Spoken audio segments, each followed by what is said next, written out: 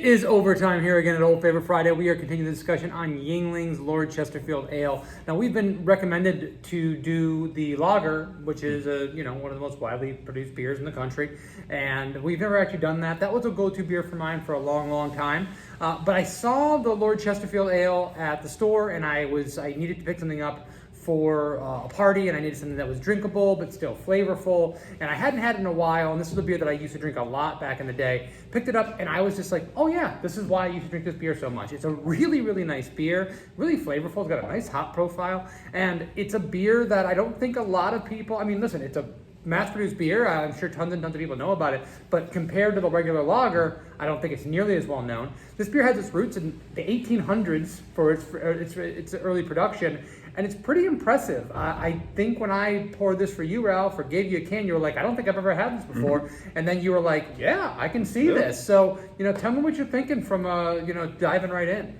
Yeah, so after trying it, I did look. It's at least classified on Beer Advocate as pale ale, which I could see because just from trying it from the can, and even now trying it in the glass, you get a nice bitterness. You get also a nice bready character. But one of the things that I find the most interesting is I was trying to describe the hop character because I really like it, and it was bringing back a memory, and I was like, well, I don't want to just say like cooking herbs or whatever because it's more than that, but so I used to do a lot of like gardening, and my dad's very much a live off the land kind of person, and so we used to have longleaf oregano in our backyard, and we grew it and all that. And when you're like planting something like that, and just the combination of the herb itself, but even just like the stalk, when you're like, if you're grabbing some for dinner, that's the hop gives that almost like earthy, herb character. So it is an herb character, but it's not just like, oh yeah, you went to Publix. No, it's more than that. It's almost like the fresh, terroir. Yeah, fresh and interesting, and a depth in the flavor.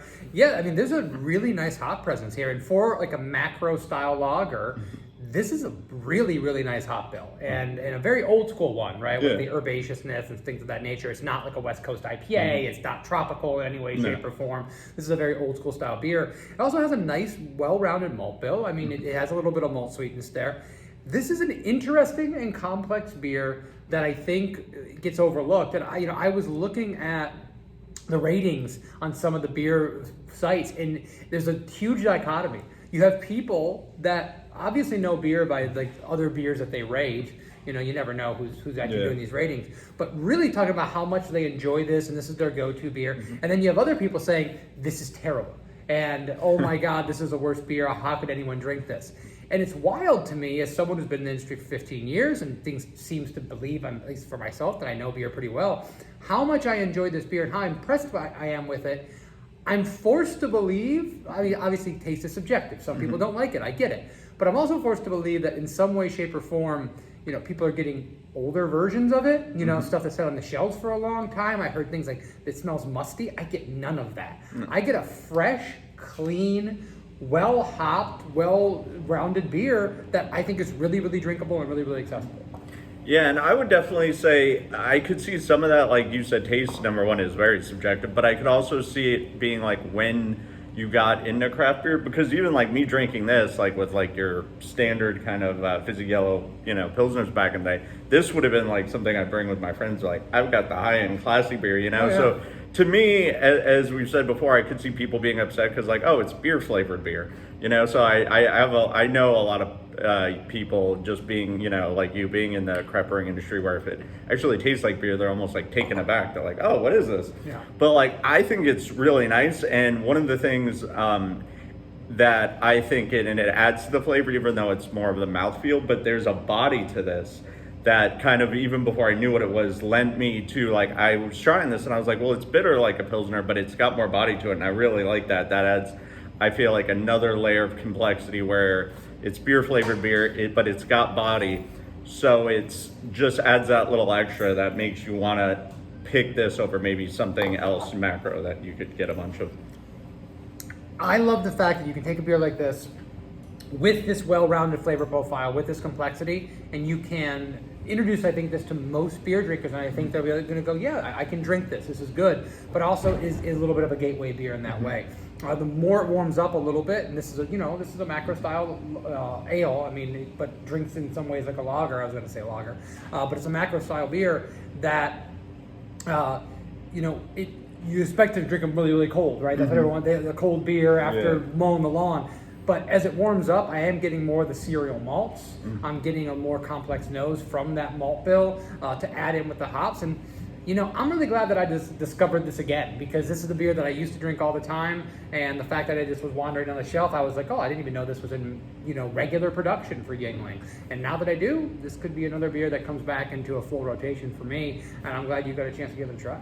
Yeah, and I mean, me too, because I obviously, it just says pale ale, so I don't know if they were going for American English or whatever, but it does remind me of some of the English styles that are similar that like made me fall in love with beer to begin with. And so I just, to me, I like the way this it's not pretentious, like it knows what it's trying to be, but it's also not trying to like capture the, let's say, imagination of the trader and, you know, everything has to be only 5 bottles made and all that. And I just think it's a well-rounded beer that you can kind of give to everybody, but like if you were to give it to me and be like, hey, I know you brew beer, try this, it's something I'm really enjoying. So. I love that. It knows what it wants to be. And I think too often in this industry we have people that are rating beers at like, oh, I didn't like that beer because it wasn't a pastry stout. Well, it wasn't trying to be a pastry stout. If it was trying to be a pastry stout and it didn't succeed, then yes, you can say that. Yeah. But you can't rate a pastry stout versus a pale ale.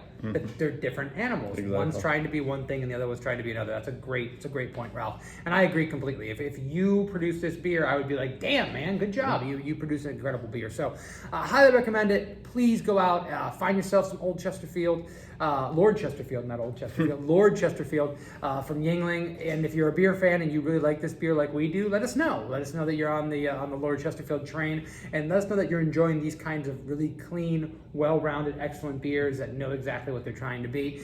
Please also poke around the channel and look at longer videos we have of all these incredible beers that we always review here for Old Favorite Friday, and let us know what we should be drinking next week. We take your recommendations very seriously. We love bringing in beers that people recommend to us, because sometimes we find something that we haven't had in a while. Sometimes we find something completely new, and we really appreciate it. We'll see you next time. Cheers. Cheers.